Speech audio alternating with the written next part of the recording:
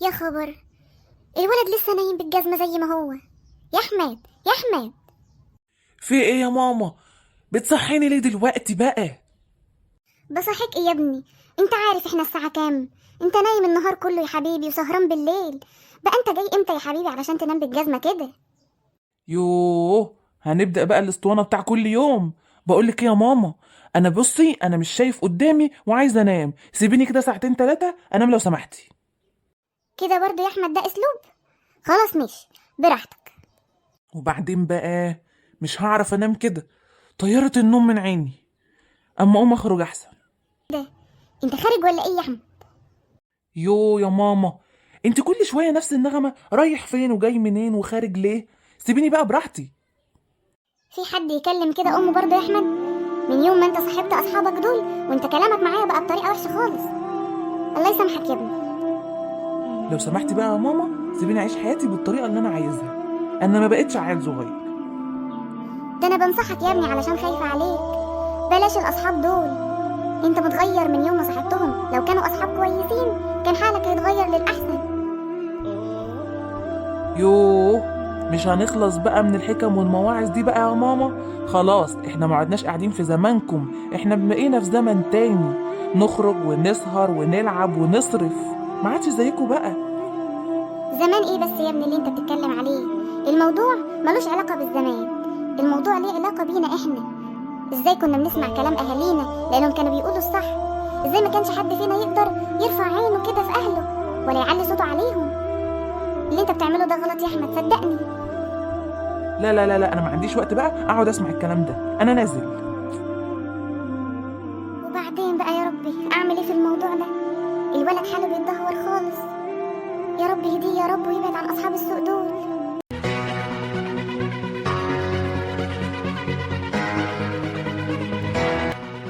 ها، ايه رايك بقى يا سيدي في الحفله دي؟ هو يقدر يقول حاجة؟ هو عمره عاش العيشة دي قبل كده؟ على طول قاعد ممقع عينك في الكتاب. يا عم افرح لك شوية وعيش لك يومين. عندكوا حق، انا عمري ما عشت الموضوع ده قبل كده، بس انا مبسوط قوي. طب يلا بقى عشان انا تعبت، تعالوا نقعد نشرب حاجه. خد بقى المشروب ده جامد جدا. إيه ده؟ مشروب ايه؟ ده مشروب الطاقة، اشرب منه واسمع كلامي. ايه ده؟ لأ، ده كحوليات، انا مش هقدر اشرب حاجة زي كده. يا جدع ما تبقاش خرع كده واشرب. خلاص بقى يا صاحبي سيبه، مش لازم تضغط عليه مادام هو مش عايز يشرب. مادام مش عاوز تشرب بقى يا صاحبي، شكلك كده مش عاوز تبقى من الشلة بتاعتنا. علشان تثبت ان انت عايز تبقى صاحبنا قوي يبقى لازم تشرب. طيب ماشي ماشي، بس انا هاخد حاجة بسيطة خالص، هشرب حاجة بسيطة. جرب جرب، هتنبسط قوي ومش هتقدر تستغنى عنه تاني. يا كفاية كده، اصل انا حاسس ان انا مش شايف حاجة. يلا نروح بقى. لا روح انت، احنا قاعدين شوية. طيب خلاص انا همشي انا عشان مش قادر افتح عيني ودايخ خالص. ايه اللي انت عملته ده يا صاحبي؟ احنا اتفقنا هنعطله عن مذاكرته بس، لكن ما اتفقناش ان احنا هنضره ونأذيه. هو احنا كده نبقى بنضره ولا بنأذيه؟ احنا بنفرفشه شوية عشان يتلهي عن المذاكرة والنجاحات اللي عمال فالقنا بيها. اشمعنى هو يبقى واخد كل حاجة وعنده كل حاجة، عنده الفلوس وعنده النجاح وذكي وبينجح على طول؟ اشمعنى هو ياخد كل ده وبيلبس اشيك حاجة؟ احنا لازم ندمره. انا مش معاك يا صاحبي في اللي انت بتعمله ده. احنا قلنا هننهيه عن المذاكرة، لكن انا ما بدمرش حد. وما اعرفش ان انت شايل قوي في قلبك كده وفي غل وحقد من ناحية احمد. انا مش معاك في الموضوع ده، ويا ريت تراجع نفسك قبل ما ابلغ الاستاذ. هو انت بتهددني ولا ايه؟ انا ما بهددكش، انا بنصحك عشان ترجع عن اللي في دماغك. برضه يا احمد تتاخر كل ده؟ اعمل ايه بس يا رب في الموضوع ده؟ اهو جه اهو. ايه ده يا احمد؟ انت ازاي يا ابني جاي متاخر كده يا حبيبي؟ وايه اللي انت عامله ده؟ هو انت لابس النضاره ليه دلوقتي؟ ده احنا حتى بالليل يعني. ايه اللي انت عامله ده وجاي متاخر كده ليه؟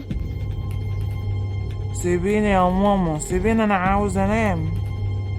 ايه ده انت بتتكلم كده ليه يا ابني؟ ومالك مش عارف تقف على بعضك كده ليه؟ اصله بطولك يا ابني، في ايه بالظبط؟ شيل النضاره دي يلا. ايه يا ابني اللي انت عامله في نفسك ده، وايه ريحتك دي؟ انت شارب كحوليات ولا ايه؟ اوعي بقى سيبيني. ايه ده؟ ايه اللي انا عملته ده؟ انا مش فاهم حاجة، انا ازاي عملت كده؟ امي، امي، ردي عليا، ردي عليا، انا اسف، سامحيني، ما كنتش متخيل اني ممكن اعمل كده. ما تخافش يا حبيبي، انا كويسه، ما حصليش حاجه. انا اسف يا امي، سامحيني، انا عمري ما عملت كده. ازاي قدرت اعمل كده وامد ايدي عليكي؟ انا مش مصدق، اكيد ده من الكحوليات اللي انا شربتها. انت كان عندك حق يا امي، دول اصحاب سوء وعايزين ينزلوني ويدمروني. مش مصدق ان انا وصلت للمرحلة دي وان انا اعمل فيكي كده. ارجوكي سامحيني وربنا كمان يسامحني. ما تخافش يا حبيبي، المهم ان انت عرفت غلطك يا ابني.